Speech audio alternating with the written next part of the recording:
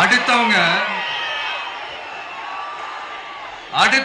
ஆரம்பிச்ச அரசியல் கட்சியில அடுத்தவங்களுடைய அட்ரஸ்ல அரசியல்வாதிகளா இருந்துட்டு இருக்கிற இவங்க எல்லாருக்கும் ஒரு சவால். என்ன மாதிரி தனியா என்ன மாதிரி சொந்தமா ஒரு கட்சி ஆரம்பிச்சு 1% அட்லீஸ்ட் 1% வாக்கு வாங்கி காட்டுற அந்த தில் இருக்குதா, திராணி இருக்குதா?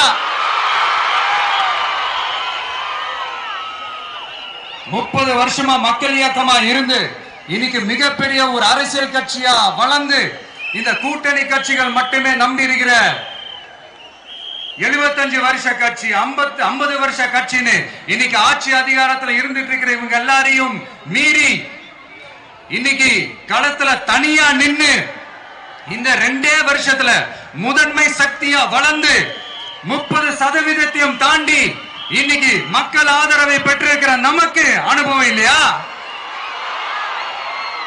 உங்களுடைய அனுபவம் என்னன்னு சொல்லட்டுமா?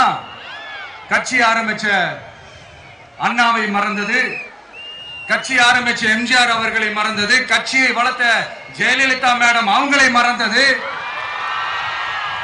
இவங்க எல்லாரும் சொன்ன விஷயங்கள், பேசின விஷயங்கள், எதையெல்லாம் ஃபாலோ பண்ணணும்னு சொன்ன விஷயங்கள் எல்லாத்தையும் மறந்தது. இவங்களுக்கு நமக்கு அனுபவம் இல்லையா? நமக்கு அனுபவம் இல்லதான். கொள்ளை அடிக்கிறதுல எங்களுக்கு அனுபவம் இல்லதான். அதெல்லாம் எங்களுக்கு சுட்டு போட்டாலும் வராது. இந்த கொள்கையை பேருக்கு மட்டும் வச்சுக்கிட்டு நேரடியா சரண்டர் ஆகிறது, மறைமுகமா சரண்டர் ஆகிறது, இந்த மாதிரி அனுபவம் நமக்கு இல்லதான். அதுவும் நமக்கு சுட்டு போட்டாலும் வராது. மக்களை நேசிக்கிற நல்ல குணம் இருந்தா போதும்யா. நல்ல சூப்பரான ஒரு நல்லாட்சி கொடுக்கலாம். நல்லாட்சி கொடுக்கிறதுக்கு மெத்த படிச்ச மேதாவிகளா இருக்கணும்லாம் ஒன்னும் அவசியம் இல்ல.